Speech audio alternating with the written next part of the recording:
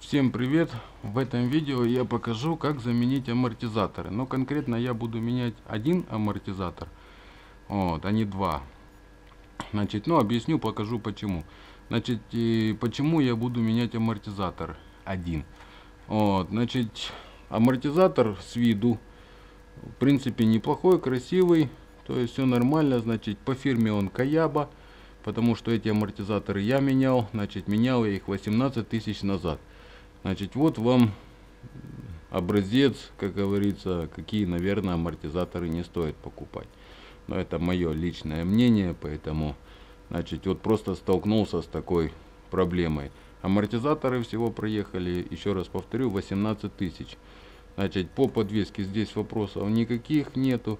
Кроме, единственное, буду еще менять нижние опоры. Верхние опоры я менял, но нижних на то время не было.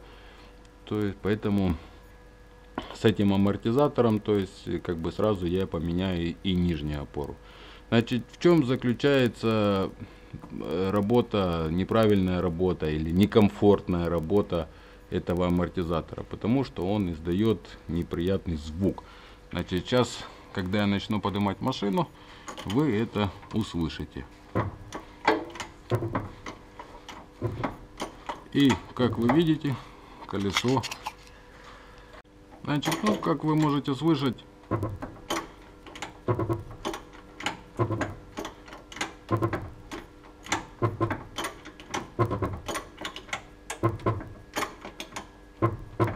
и он даже если вам видно, я думаю, может быть, я думаю, что вам видно, то есть аж колесо когда поднимается, оно аж дергается. То есть я сейчас еще раз покажу, обратите внимание.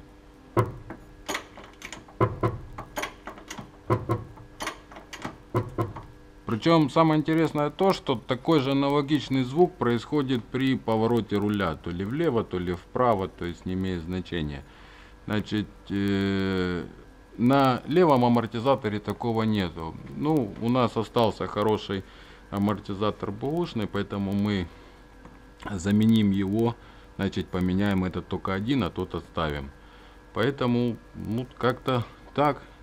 Сейчас я машинку подниму. И будем снимать и разбирать амортизатор. Но сначала я что сделаю, то есть сейчас я опущу, это я показывал, как он шумит, то есть и сниму стабилизаторную тягу для того, чтобы мне в дальнейшем было легче. В общем, продолжаем.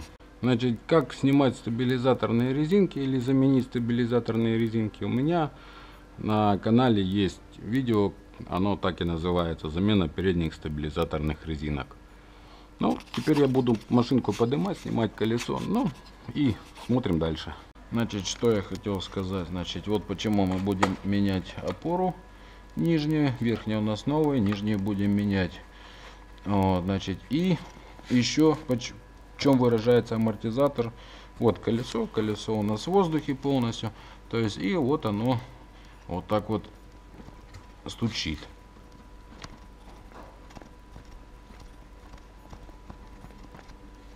То есть это непосредственно амортизатор, это не ступица, то есть это ничего. Вот, то есть на другой стороне у нас, где нормальный амортизатор, нет ни шума, нет ни скрипа, нет ни болтания. То есть, ну, я это как бы еще покажу вам. Ну, а сейчас снимаем колесо и продолжаем. Значит, дорогие друзья, что я хотел сказать. Значит, для того, чтобы нам было проще поменять амортизатор, вот, что как бы я советую? Открутить рулевой наконечник. Для того, чтобы у нас колесо ходило по максимуму. Ну или не колесо, а... Ну вы поняли, то есть вся вот эта часть, чтобы она у нас крутилась по максимуму. Для чего? Потому что болты, которые прикручиваются к ступице, прикручивается амортизатор к ступице, то есть они находятся вот здесь вот сзади. То есть если вам видно, то есть один здесь, то есть вот в этих местах.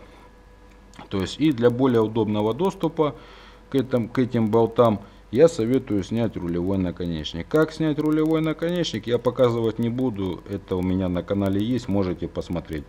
То есть суппорт снимать мы не будем, он нам мешать не будет. Значит, я сейчас откручиваю наконечник, буду откручивать вот эти болты, и дальше мы начнем разбирать сверху. Ну, смотрим дальше. Значит, ну на всякий случай скажу, значит, для того, чтобы снять наконечник, то есть здесь мы откручиваем гаечку. Гаечка у нас на 24. Я использую вот такой вот вороточек. Вот. Тем самым, когда вы снимете наконечничек, сразу проверите его на, как говорится, люфт этого наконечничка. Вот. Значит, и есть два варианта. То есть можно бить молоточком, если вы довольно точно, то есть вот в это место, допустим, только более сильнее.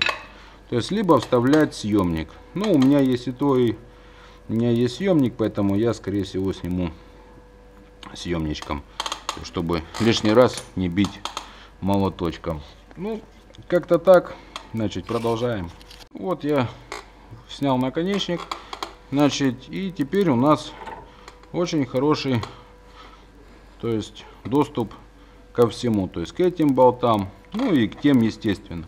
Значит, что мы сделаем? Вот это сразу мы отсоединяем, для того, чтобы оно у нас не порвалось, не оторвалось, не отвалилось. То есть, потому что это у нас датчик АБС. Значит, и откручиваем, срываем болты здесь. Вот, потом мы выкручиваем в эту сторону, то есть, и выкручиваем вот эти болты. И дальше можно, в принципе, все это делать с салона. То есть с салона выкручиваем вот ту вещь. Ну, смотрим дальше. Значит, для того, чтобы открутить эти болты, я использую головку на 19. То есть, и вот такой вот как бы ключик. Ничего особенного, вот такая трубочка. И вот так вот это все выкручивается. Значит, хотел сказать по поводу вот таких вот вставочек. Эти вставочки сделаны специально для того, то есть их, как правило, ставят мастера, которые делают развал схождения на этих машинках. То есть, так как здесь рессора стоит одна, вот, ну, может быть и не по этой причине, ну, конструктивно ходовая этой машины такая, что когда рессора у вас садится, у вас колеса, то есть, становятся вот так, то есть расходятся снизу. И для того, чтобы их чуть-чуть подровнять, когда у вас рессора подсевшая немножко, то есть вот в эти места, в верхние, подваживают вот такие вот скобы. Но это уже смотрят люди, то есть которые непосредственно делают развал. Ну а я сейчас выкручу вот этих 4 болта, ну и покажу, что там дальше делать внутри салона. Смотрим дальше. Значит, что я рекомендую в этой процедуре всей? Я обычно выкручиваю вот этот верхний, потом выкручиваю вот этих два болта, значит, поворачиваю колесо в эту сторону, так как здесь кабель на АБС у нас длиннее, а вот этот кабель и дать, ну не кабель, а шланг тормозной и кабель на датчик тормозных колодок, значит он у нас короче, для того чтобы не давать лишний напряг на тормозной шланг, то есть потому что вот, ну в общем, чтобы не давать на него нагрузку, я обязательно стараюсь вот в этой части снимать, так как я сейчас начну выкручивать вот этот болт, и у нас получается ступица будет сюда как бы вываливаться. Вот. Тем самым, если это, допустим, будет вот в этой части, и эта вся часть пойдет сюда, ну, либо тогда снять тормозной цилиндр вместе со шлангом, то есть, чтобы как бы не рвать, не надрывать, то есть не это. Ну, а вот так вот это более безопасно, более лучше, как бы проще. Поэтому, ну, вот как-то так, значит, сейчас я его, в принципе, начну выкручивать, то есть, и вы все сами увидите. Значит, что еще хотел сказать по поводу, вот когда вы будете там разбирать, или вернее даже собирать все это дело. Вот, затянуто нормально, значит, трубой. Значит, что я хотел сказать. Вот болтики, я когда менял здесь амортизаторы, эти же Каяба, то есть, ну, сейчас я покажу. То есть я все помазал негровым. Вот они все вот в таком состоянии. То есть 18 тысяч здесь больше никто ничего, ну, по крайней мере, эти болты никто не откручивал. Значит, эти скобы вытягиваем. Вот она одна. И вторая у нас уже выпала. Вот она. Значит, что я говорил по поводу, вот видите, уже насколько отошло. То есть я сейчас буду, вот она, откручиваю. И, как вы видите, то есть она у нас автоматически опускается. То есть ее можно как бы чуть-чуть придержать, вот так помочь, чтобы было легче. И вот видите, болт до сих пор в негроле, то есть за 18 тысяч. Как бы. И резьба не ржавая, красивая, то есть все хорошо. Значит, это мы ложим сюда, это ложим сюда. Вот. И теперь вы видите, то есть вся ступица у нас наклонилась сюда, и все. У нас амортизатор уже полностью, можно сказать, свободный. Теперь мы переходим в салон. Ага, что еще хотел показать. Вот, и при этом всем шланг у нас абсолютно без какого-либо напряга. А амортизатор уже свободный. И тем самым, когда мы начнем откручивать, то есть мы его вот сюда спокойненько вытащим, без каких-либо там препятствий. Ну, продолжаем в салоне. Значит, в салоне находится болт и верхняя опора с правой стороны. Вот здесь, где находится у нас донкрат. Как бы. Донкрат для этой машины. Ну, не знаю, есть ли здесь донкрат. Здесь донкрата у нас нету. Значит, вот так выглядит у нас опора. То есть верхняя, она у нас новая. Как менять верхнюю опору у меня есть на канале. Поэтому можете, в принципе, посмотреть. Видео называется, по-моему, замена тормозных дисков на Mercedes Sprinter, то есть и колодок. То есть, и там же есть у нас и опоры. Значит, сейчас мы это будем все выкручивать. То есть я выкручу, ну и вытащу амортизатор. Смотрим дальше. Ну, это я покажу сейчас. Значит, гайка у нас здесь на 24. Я использую вот такой вот ключик саудеповский. То есть он сюда прекрасно подходит. И шестигранник на 8. Ну, я использую вот такой шестигранник. То есть это для того, чтобы сорвать вот эту гаечку и ее как бы выкрутить. То есть чем вот так вот удобно. Потому что, возможно, когда мы начнем так, вот видите, она играет на резинке вместе с амортизатором. Поэтому шестигранник на 8 обязательное условие в этом уравнении. Ну, в общем, продолжаем. Ну вот, я выкрутил эту гаечку. Значит, здесь это у нас верхняя опора. Она сейчас держит, грубо говоря, наш амортизатор. Вот. Или он уже просто лежит. Ну и вот так вот у нас, значит, снимается амортизатор. Это у нас нижняя опора. Верхняя опора у нас остается в салоне. Значит, с ней мы ничего не делаем. Тем более она у нас новая. Значит, что мы сделаем? Сейчас почистим вот это все место. То есть, чтобы новая опора хорошо села. Ну и как вы видите, может вам плохо видно, может быть вот так будет видно. Вот какая штука происходит на штоке амортизатора. Как раз вот в этом месте, где у него основной ход. То есть это сейчас он же у нас полностью поднятый. То есть вот такой вот у нас амортизатор XLG G-Shock Kayaba. Я думаю, вам видно. То есть Made in Испания. То есть, ну, в общем, вот так вот выглядит у нас амортизатор. Значит, и почему здесь, в чем здесь причина, проблема, даже не знаю этого всего. Ну вот в этом месте что-то ему очень сильно не нравится. А ну, попробую его сдавить, что будет. Хотя здесь он как бы ходит прекрасно. Ну, ставить мы будем вот такой амортизатор по саксу. Значит, ну, в связи с положением материальным ставим вот такой амортизатор. Значит, хотел еще сказать, обязательно, как бы там сколько амортизатор не пролежал, в каком бы он положении не пролежал, обязательно его прокачайте, прежде чем его ставить на машинку. Будь то новый, будь то бэушный амортизатор, все равно прокачайте. Ну, сейчас я прокачаю и будем ставить. Значит, вот смотрите, какая разница у нас по штокам получается. То есть вот этот амортизатор отходил 18 тысяч.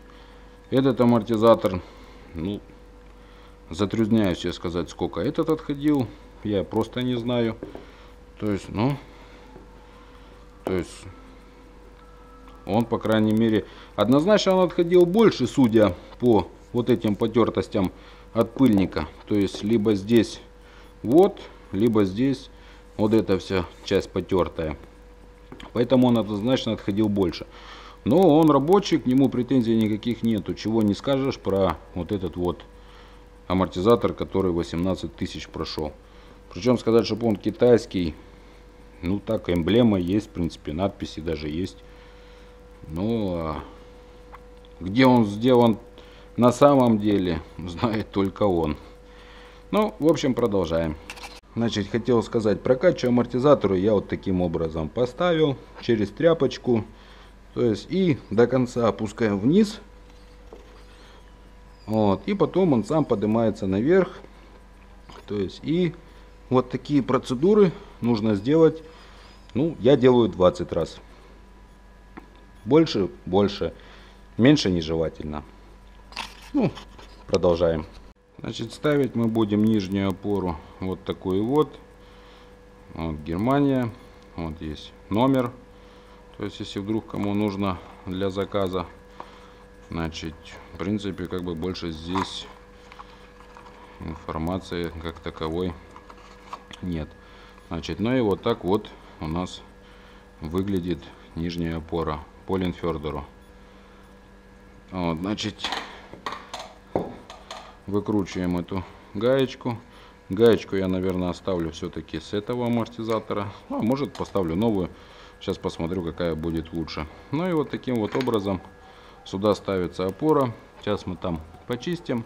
Ну и я буду усовывать, вставлять, закручивать. Ну, продолжаем. Значит, вот так у нас выглядит нижняя опора. Да, единственный недостаток, забыл поставить пыльник. Поэтому сейчас придется заново все это раскрутить. То, что я уже закрутил. Вот так это выглядит в салоне. И поставить пыльник. Поэтому не делайте моих ошибок, дабы не делать двойную работу. Ну, в общем, вот так это у нас все выглядит. Значит, теперь мы обязательно одеваем пыльничек. То есть он у нас одевается легонечко. Значит, и дальше у нас есть два хода пути.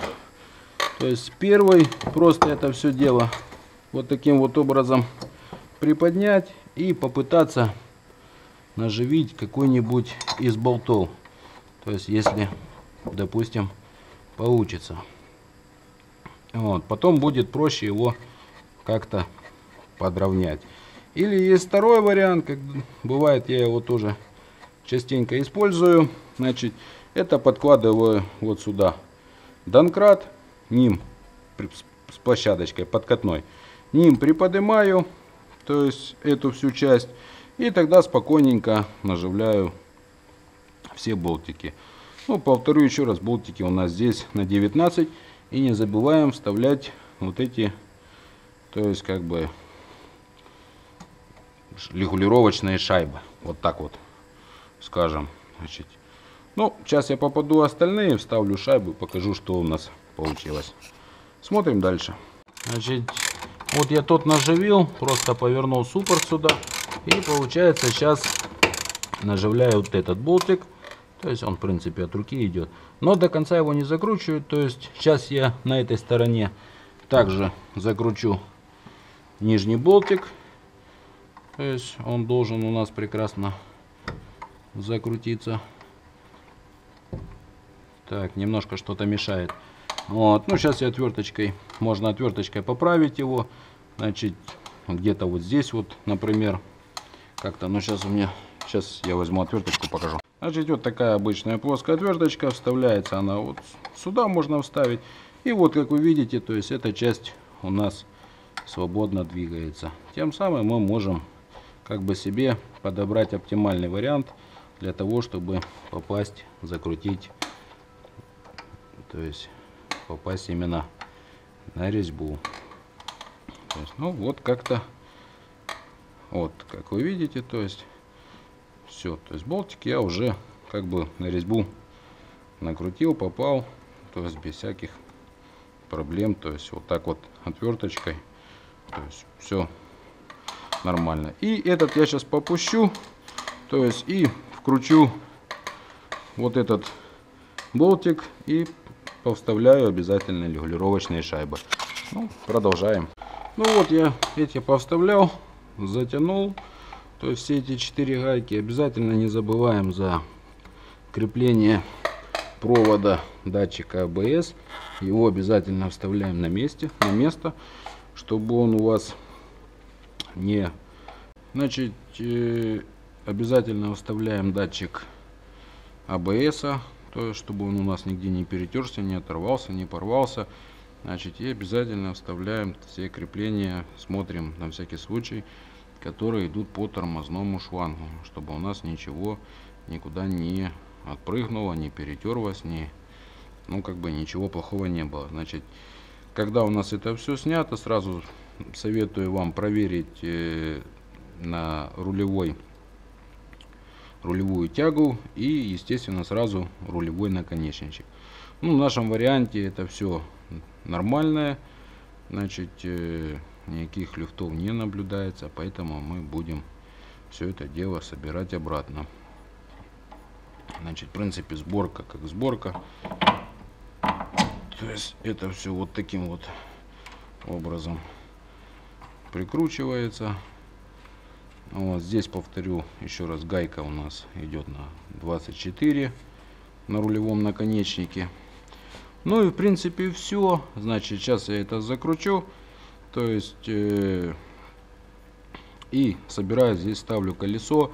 Значит, как снимать амортизатор вы видели, как менять опоры верхние и нижние я тоже показал, что как чем откручивается. Значит, я просто на той стороне сейчас буду менять нижнюю опору. Ну, как бы я уже показывать это не буду. В принципе, у меня есть на канале видео, где замена тормозных дисков, тормозных колодок. И там же есть, как заменить верхние опоры. Ну, аналогично меняются и нижние опоры. То есть, нет смысла показывать, рассказывать это еще раз. Значит, ну, я покажу сам результат того амортизатора, что он, в принципе, нормальный. То есть по отношению этого, что там нет никакого шума, никакого люфта нет, это я вам покажу. Вот. Ну и покажу, наверное, как нижнюю опору, в принципе, можно поменять, не снимая и не трогая, как бы, там все остальное, грубо говоря, только снять надо будет колесо. Ну, в общем, продолжаем, смотрим дальше. Значит, это у нас другая сторона, как вы можете видеть. Здесь, в принципе, все то же самое. Вот, то есть ничего нового особо на этой стороне нету. Тот же самый, я думаю, вам видно спайн. Ну, сейчас я колесо подниму, там уже будет лучше видно.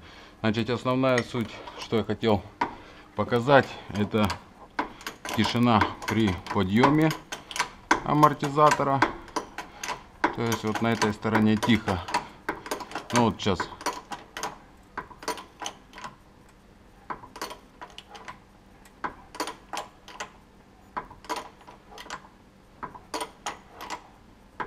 То есть, как вы видите, здесь тишина.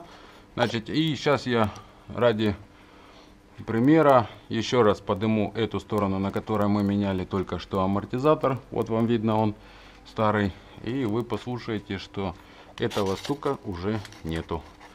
Ну, сейчас я переставлю домкрат. Значит, как вы можете слышать, вот я поднимаю.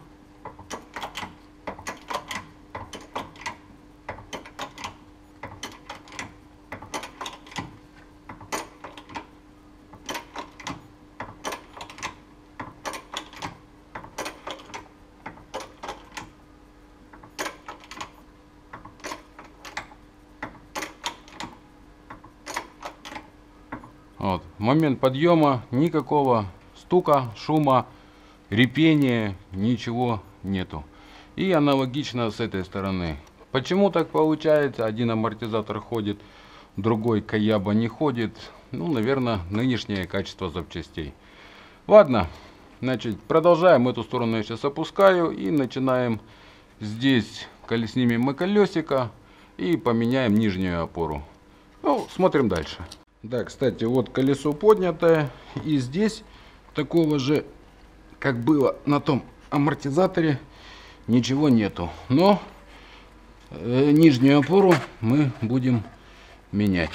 Поэтому, в общем, сейчас смотрим дальше. Значит, для того, чтобы добраться с левой стороны, нам нужно снять подножку. Значит, подножка здесь на 3 шурупах. Значит, там у нас получается звезда Т-25, она прекрасно подходит. То есть они выкручиваются, и эта подножечка снимается. И потом отводится вот этот коврик. Как гаечка откручивается, то есть я уже показывал, она точно так же на 24. И сюда вставляется шестигранник на 8. Значит, вот она как бы гаечка. Вот так это все выглядит. Значит, в принципе, ну, там не надо подножку снимать, здесь нужно подножку снимать. Ну и дальше что мы делаем? Идем к амортизатору, ну и меняем опору. Значит, мы что делаем? Берем просто и вот эту часть руками давим вниз обязательно. То есть тем самым амортизатор выходит с верхней опоры. То есть у нас здесь появляется свободный ход. Чуть-чуть его выводим сюда, чтобы нам было, допустим, там удобно. И почистить. Ну, эту штуку можно чуть-чуть еще раз сдавить и вытащить опору. Значит, вот так выглядит у нас нижняя опора. Теперь мы здесь вот это все посадочное место вычищаем. Ну и таким же образом одеваем. Можно, в принципе, ее даже сразу сюда одеть, эту опору. То есть сейчас я сдавлю. Так, вот у нас оделась опора. Значит, сейчас я здесь все вычищаю. И это опять же сдавлю и вставляем туда. То есть, чтобы не раскручивать здесь все абсолютно. Ну, в общем, как-то так. Значит, и по поводу шланг. Сейчас я, наверное, что-то сюда подвожу, чтобы шланги были не в напряге, чтобы не откручивать рулевой наконечник. Ну, продолжаем. Значит, вот я сжал, там все почистил, сжал, то есть вставил опору. Вот она у нас стоит, новенькая опора. Здесь уже, в принципе, можно сразу поставить пыльничек. То есть ничего особенного. Ну и, в принципе, все. Значит, там сейчас закручиваем, собираем, ставим на место подножку. Ну, ставим на место колесо, и, в принципе, у нас опоры поменяны. И амортизаторы тоже. Вот, кстати, здесь у нас Каяба. То, что я и говорил. Ну, в общем, вот так. В принципе, если кому было интересно, ставьте лайки. Ну, а вам всем спасибо, удачи и пока.